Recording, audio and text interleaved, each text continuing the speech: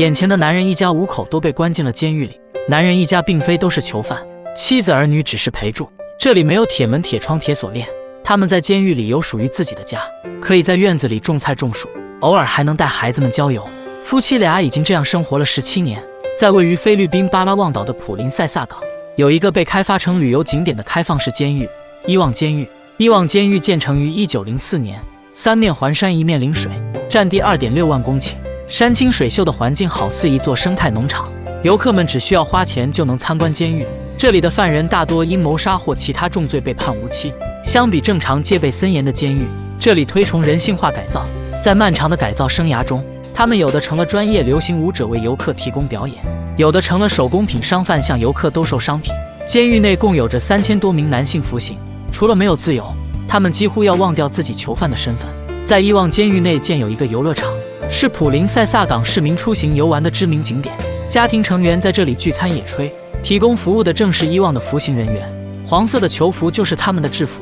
为游客精心准备烤鱼烤肉，他们可以得到30菲律宾比索的服务费，折合人民币3块6，这对他们来说是一笔不菲的收入。在这里，市民和囚犯之间的边界似乎不再那么清晰。监狱长奉行用爱感化犯人，帮助他们自我救赎，所以整座监狱并不设围墙，只是寥寥可数的狱警来进行戒备。在港20多年的狱警，还从未遇见过有囚犯越狱。囚犯们在一定程度上享有自由，但他们必须劳作，来让整个监狱正常运转。上午11点，从凌晨5点开始外出劳作的犯人们回到宿舍。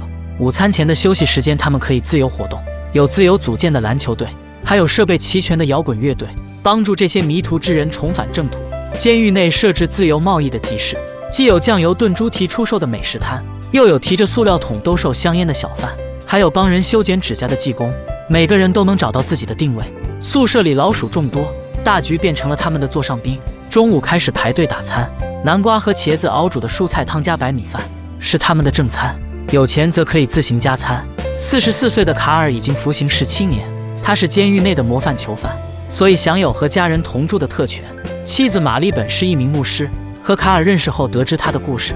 卡尔在读书时因为和一名16岁女孩谈恋爱，被对方父母起诉，因为交不起57万菲律宾比索而入狱。玛丽非常同情他的遭遇，两人坠入爱河。不顾卡尔已经身陷囹圄，一起组建了家庭。在监狱内没什么收入来源，这是两人最大的困扰。囚犯们每周领取1次配给，大米4.5公斤，罐头7个，鸡蛋2个，鱼干几条，有时还会搭上1块猪肉。对一个人来说可能绰绰有余，但对一家5口来说远远不够。因为伊旺监狱所在的岛屿面积太大，人们出行都要用自行车或者摩托。岛上的十字路经常会让车辆爆胎，这辆狱警的摩托就爆胎了。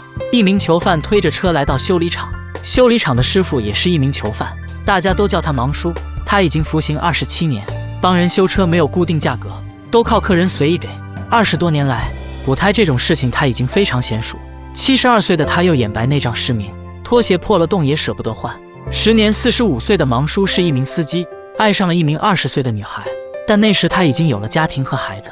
女孩怀孕后被女孩父母起诉，从此家散了，自己也锒铛入狱，如今已经完全和家人没了联系。伊旺监狱内有一家狱警家属开设的杂货店，老板做的菜受到狱警和囚犯的喜爱。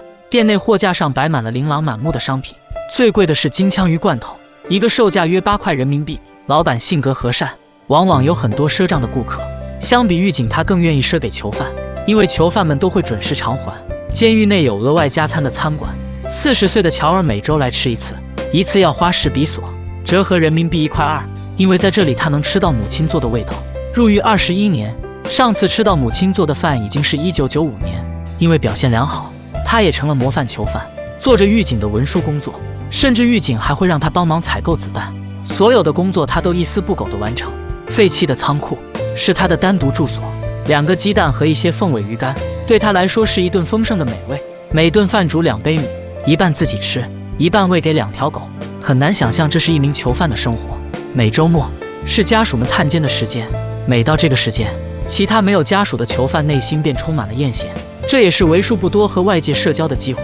许多囚犯便从狱友的亲属朋友中找到了对象。监狱内并非所有人都十恶不赦。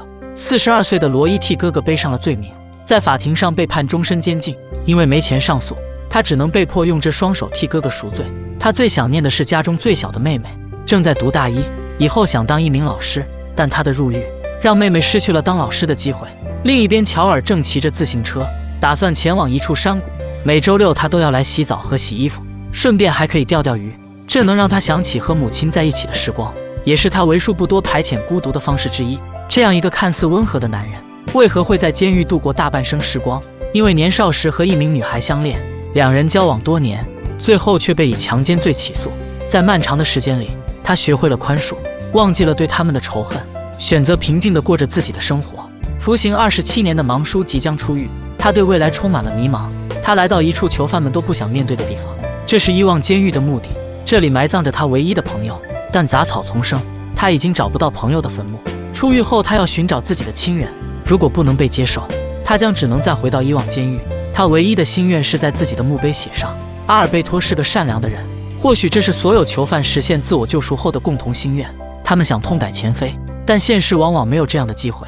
为了养活3个孩子，卡尔开垦出院子后的土地，种上一些蔬菜和果树。他将一棵柠檬树的树枝剥开皮，裹上土壤，用塑料袋缠好。过不了多久，树枝便会生根发芽，移植后就是一棵新的柠檬树。在难得的空闲时间，夫妻俩会带上孩子步行20分钟，来到一处小溪边郊游。这是一家5口的欢乐时光。虽然这样的时光也算惬意，但自由却是无论如何也换不来的。